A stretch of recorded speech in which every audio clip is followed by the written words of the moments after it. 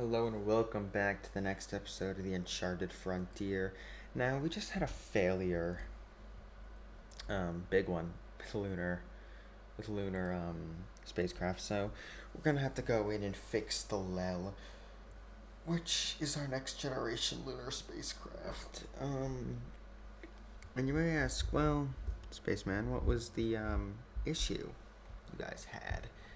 Well, if you watched last video, you would have seen that these solar panels are incredibly inefficient at their job.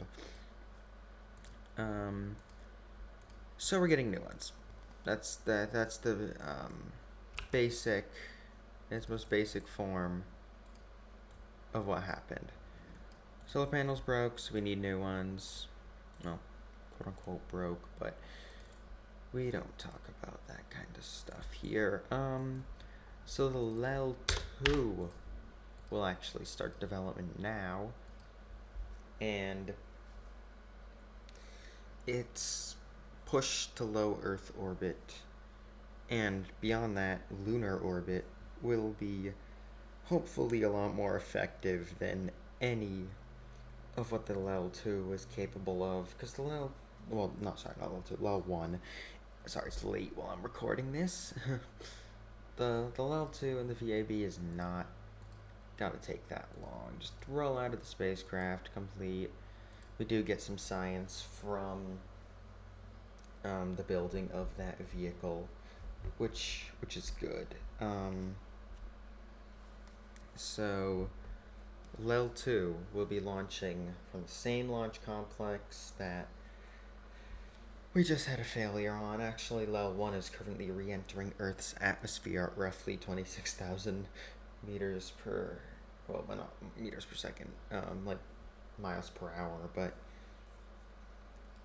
it's still unfortunate that our spacecraft took a unsurprising turn for the worst. But this time around, it's night, and during nightfall, we will have much better luck with this. See that our ascent is already multiple times better than what we just had. We're not rolling out of control, while we are making some questionable maneuvers as we ascend. This is standard procedure for the L1 LV at this point, which really needs to be upgraded from its initial state. What episode are we on even at this point? Oh, that's a cool formation of planets you got there in the year 1964, I think we're in now. I think we're in 64, but I'm not 100% on that, so don't quote me there. But we run out of solid propellant, and we burn off those engines, and we just say, hey, congrats. You survived low Earth orbit.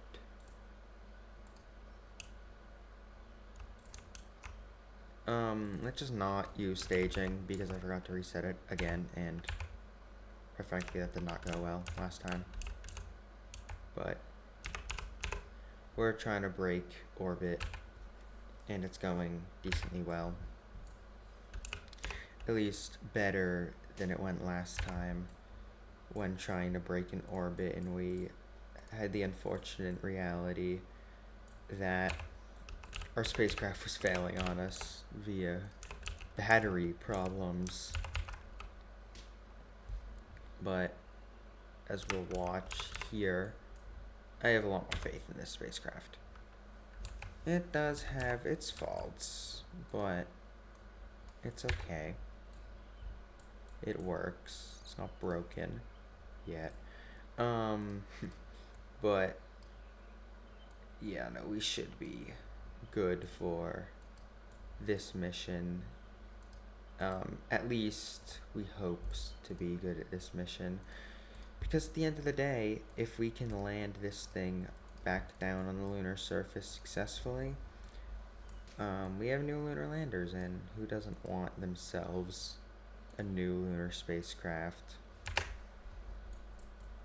So making sure to be as careful as we are with this new not time warp, but you know, it's there. There's an issue, and it is that we have to burn from behind the Earth. I know, scary indeed. But now we do not appear to have. We don't have communications. Well, I have an idea. I don't know if it will work, but it might. It will. Okay, so we're just gonna start that burn instead. I'll say it was up to issues during transmission of the data, and we were unable to get the spacecraft efficiently separated from its mainframe. But now we have updated abilities in pushing ourselves out toward the moon. Separate and just push all the way out. Actually, we need a bit of a push back now, but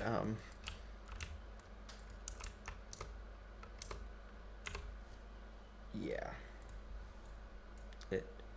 It shouldn't be too bad this time around, at least. We don't expect it to be that bad this time around.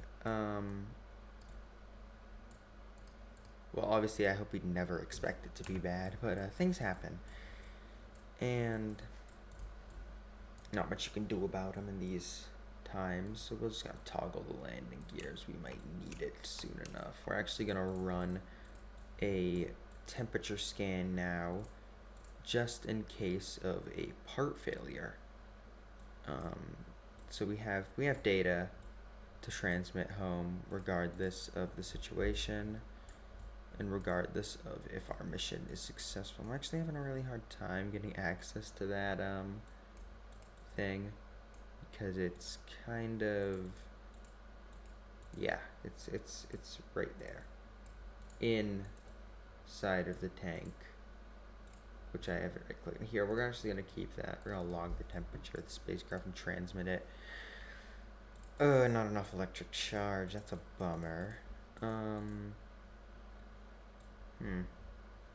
never thought I'd see not enough electric charge to transmit data, but nevertheless, just review the data, transmit it. We have the uplink capability, it appears, but yeah, let's expand the rest of the transmission.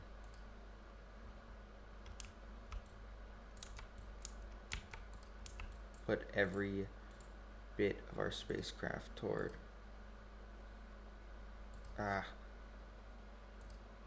just do a telemetry report that can be transmitted. Yep, okay. 2 science added. Yippee. This is just a demonstration of our technology, but Lel 2, while having landing legs, appears that it will not be sustainable to be a lunar landing spacecraft, so it'll be rebranded as our new and improved lunar communications satellite. And its first task will be trying to gain communications with its fellow spacecrafts. But in a roughly polar orbit, we're gonna call this. It is indeed roughly polar in nature, so it's a roughly polar orbit, but we still have communications with Earth here, which is good, really good actually. What the? We're on the other side of the orbit. That explains it. So we're just gonna get ourselves into a much higher, that should be good, and get our lander in a position above the moon where it can transmit its data back to Earth and stay in orbit around the moon at the same time. Now, the reality is, if we ever do come back to this spacecraft and give it the batteries and systems it needs for its transmission, then good for it. But for now, we can try to do a lunar imaging, which we can't. Okay, that's fine. Review data, transmit. Not enough. Well, this will be the comms link between us and the rest of the lunar infrastructure, I guess.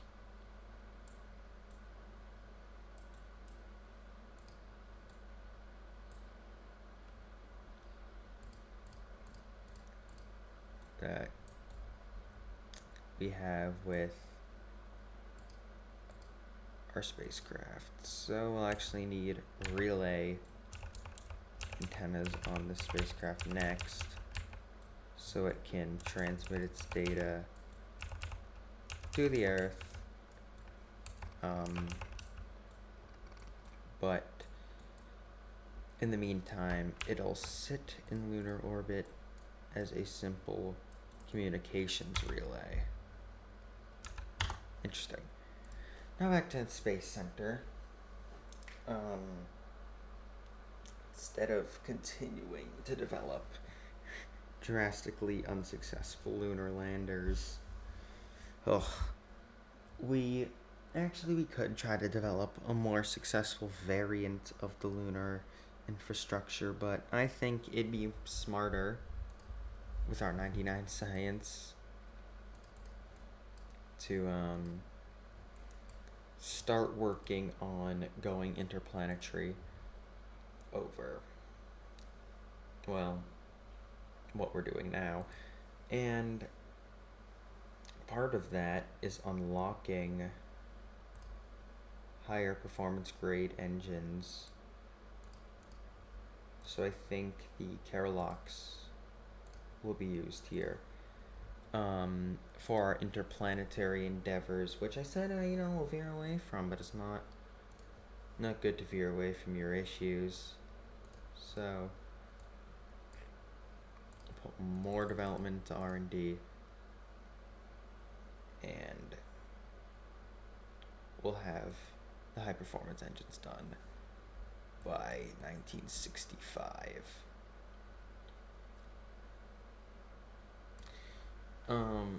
Years moving quite fast now, which is it's scary, all right. But it's one of those things that it'll happen. And now we have new Parallax developments. Yay. Now, our next set spacecraft data thingy will work on actually going interplanetary distances, which will require a complete vehicle redesign. Now, I'm thinking we still keep that large, as I say in quotes, large payload assembly. It's actually quite small, but payload's payload. So we'll keep that. We could try at 2.5 meter, but I don't know how that'd look on our newer. 1.5 is fine. So we'll just bring that up here. Then start construction directly of a vehicle. It'll actually start to look quite similar to what we started out with, but for our engine on this stage, you'll see it will be cryogenic based. In the form of the RL, one of the RL series propulsion systems. If I can find it. Mono engines. Probably being cryogenics now that I think of it. It's an RL-10. Okay, well, now that this thing is powered off liquid hydrogen, the RL10A is the engine. Yeah, you're gonna need other designs for sure. I think we can actually just stick with kerosene-based propulsion for now. It's reliable, and it knows its limits of what it can do and what it cannot. Here, we're actually gonna... Where did the MechJeb menu go? Whoa. MechJeb.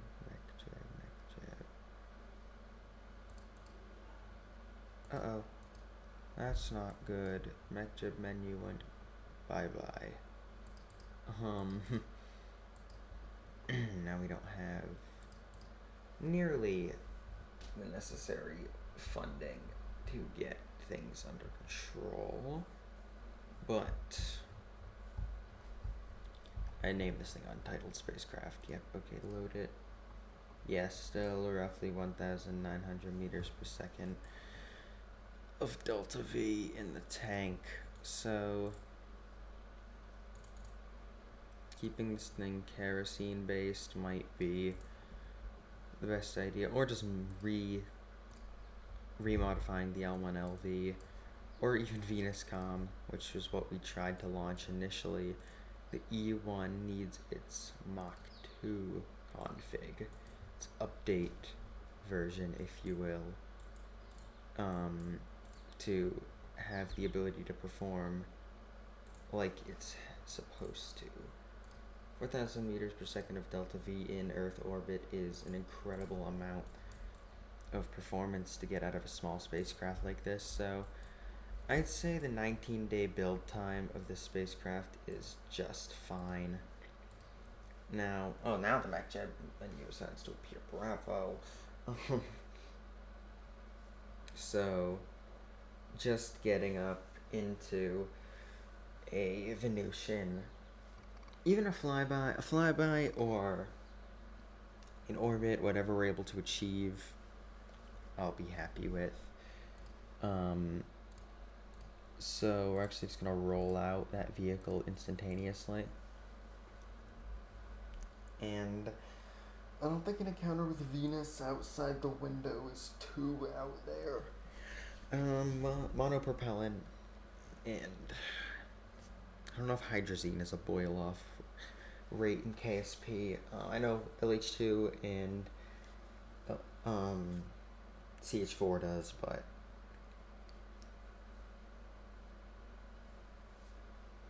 LCH4, but I don't know about NTO and Aerozine, or the hyperbolic propellants. So it does appear we do have a second stage to propel us out of the position we're in now. So with nothing further to do, we'll just ascend off of the launch pad. And Venuscom 2, as it's currently named, will attempt to become an interplanetary probe, which is different from our prior goals of, hey, can we escape Earth's atmosphere? So I'm proud of where we've gotten with this agency so far. It actually appears that the updated engine has better controls than the old one, which is good to note, because the old one's controls were absolutely terrible.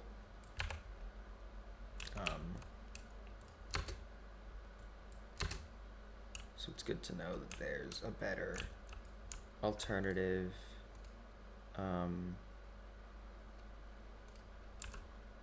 We don't need nearly that propellant anymore, so let's just start the deploying of solar panels.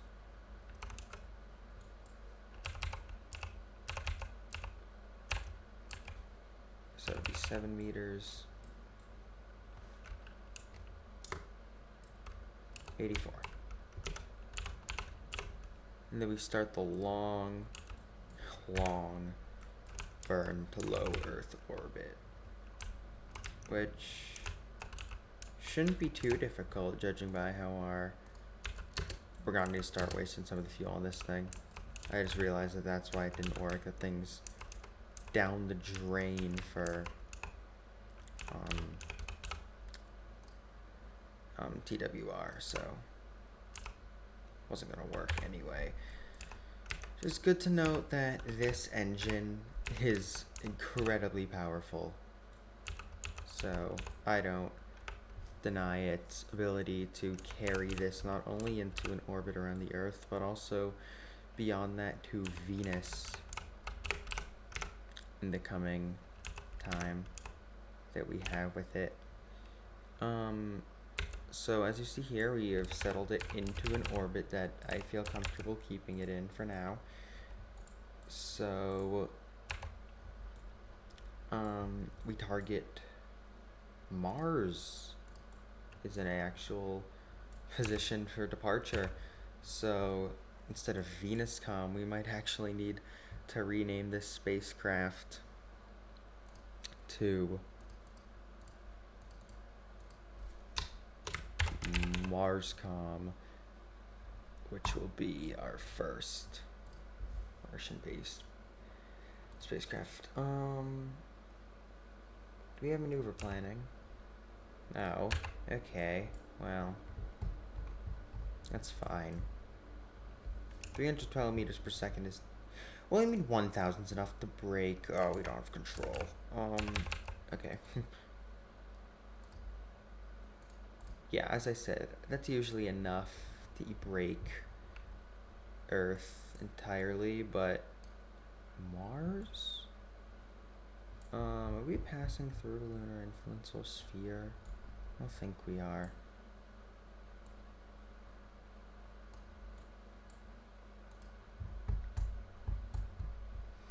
Because I do believe if we accelerate here, we'll be fine.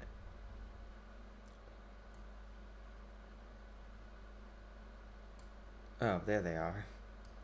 They're my nodes. Now the question is, how do we get them to intercept?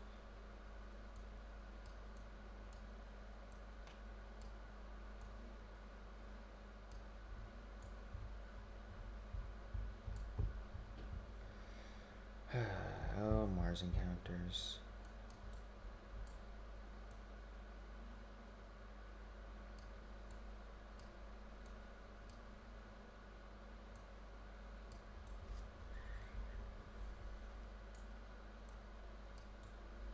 I think this thing's just not oriented to intercept Mars, which is the issue, but in roughly 13 minutes it will be on an interplanetary bound trajectory, so...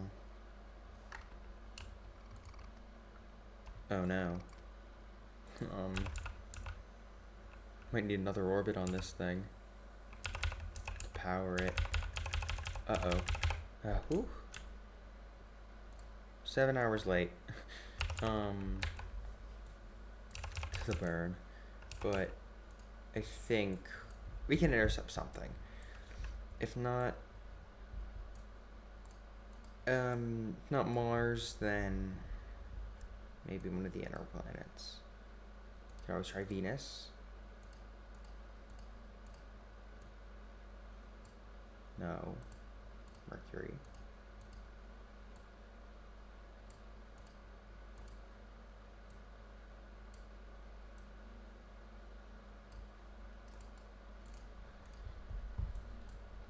Or dare I mention, we try to even sling this thing outward to the Jovian system.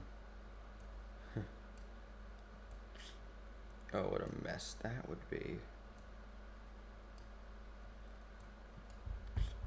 But, I think it might be best to escape Earth this way, because that is the typical Earth interception trajectory, but I'm no expert in Earth to Mars transfers, so spend a moment tweaking around with this maneuver. Trying to force it. Okay, that's good. That's a good encounter. So we're just gonna, panels are aimed at the sun at the moment. 3, 2, 1. Okay, now just gotta turn the spacecraft this way and perpetually burn its engines till we escape Earth's gravitational pull entirely. Which is a lot easier said than done, because an earthbound trajectory is nearly impossible. Or, sorry, interplanetary trajectory is nearly impossible. But, behind Earth, I don't know why I always have that bug, but from this point, MarsCom just needs an intercept with Mars. Which, again, easier said than done. I think that looks good for a Mars encounter. Oh, we have 400 meters per second delta V. We can refine that encounter quite a bit without too much adjustment to its parameter. Oh yeah, that's fine in retrospect to oh, did I just ruin it? God damn it. Oh no, I didn't. It's still in roughly the same position it just was a minute ago, but yeah, I ruined it. A trajectory or maneuver node or whatever. Oh, are we behind Earth? Yes, we are. Okay.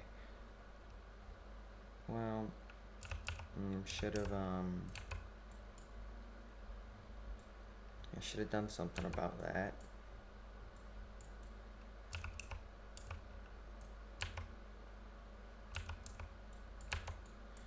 But now we are on a interplanetary trajectory, regardless of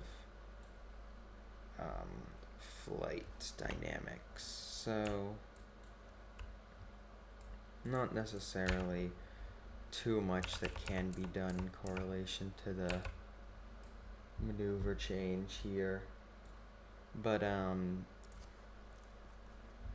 will see you all in the next episode, where we will hopefully get this thing on an encounter trajectory with Mars. We'll just have to wait a little bit. So, see you then.